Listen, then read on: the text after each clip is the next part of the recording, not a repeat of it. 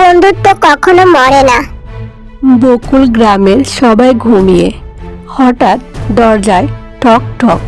রাফি দরজা খুলে দেখে একটা ছোট্ট সাদা ভূত দাঁড়িয়ে আছে, পিঠে ফুড ডেলিভারির ব্যাগ। ভূত বলে, স্যার, আপনার অর্ডার।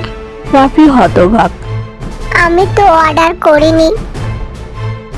ভূত তার ছোট ট্যাব দেখাচ্ছে, ট্যাপে লেখা ডেলিভারি সুখের চিঠি। রাফি বলে, চিঠি কই? ভূত ব্যাগ থেকে একটা গোলাপি খাম বের করে। খামের উপর লেখা, যে শিশুটি রাতে হাসে তার জন্য। রাফি অবাক। এটা তো আমার জন্যই।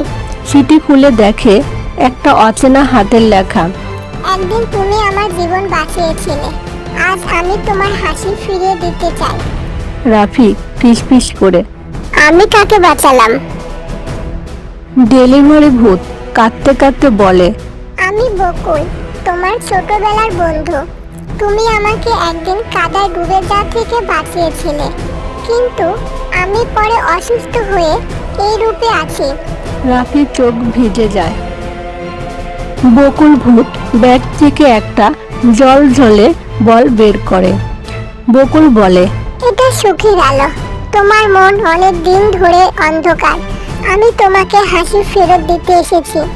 রাফি বল হাতে নিলে পুরো ঘর ঝলমল করে ওঠে। রাফি, তুই আমার সুখ দিলি, আমি তোকে আবার মানুষ করব। ভোরে দুজনে পাহাড়ের মাথায় দাঁড়িয়ে আছে। রাফি বলে, বন্ধুত্ব কখনো মরে না। বকুল হাসে।